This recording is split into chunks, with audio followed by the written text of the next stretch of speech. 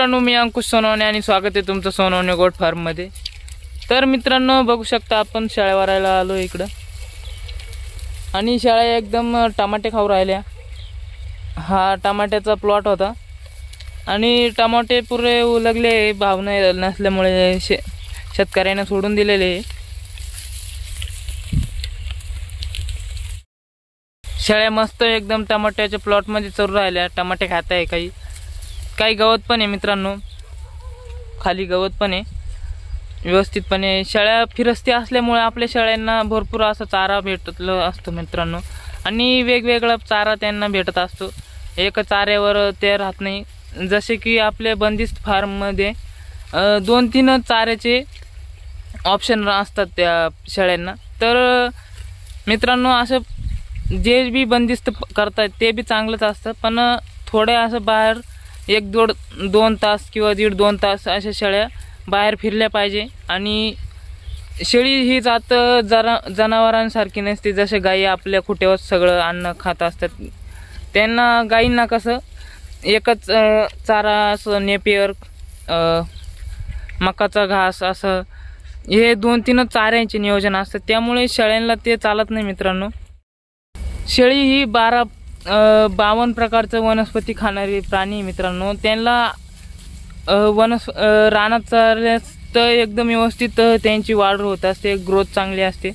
औषधाचं प्रमाण कमी होत असतं, आपल्याला औषध देण्याची गरज पडत नाही मित्रांनो कोणत्याही, आणि बिमार तर पडतच नाही जास्त करून।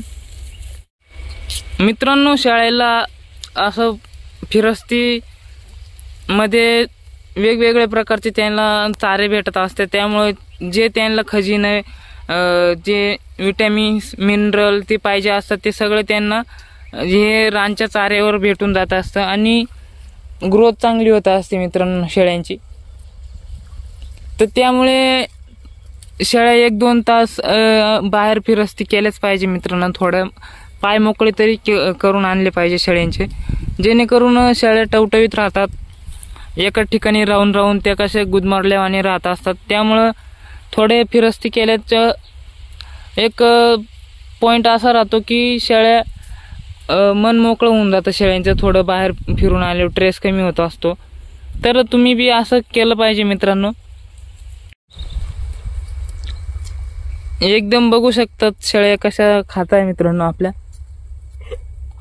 मित्रांनो, शेळ्यांना असं वेगवेगळे प्रकारचे चारे जर खायला असलं तर शेळ्या ग्रोथ चांगली घेतात, दूध चांगलं देतात, आणि पिल्लं असतात ते पिल्लं बी व्यवस्थित देतात। आणि आपल्याला जास्त करून बकऱ्यांचा प्रॉफिट असतो, त्यामुळं बकरं लवकर बांधतात, प्रॉफिट लवकर होतं आपल्याला, व्यवस्थितपणे बकऱ्यांची वाढ होते। मित्रांनो, व्हिडिओ कसा वाटला नक्की कमेंटमध्ये सांगा, लाईक, शेअर, सबस्क्राईब जरूर करा।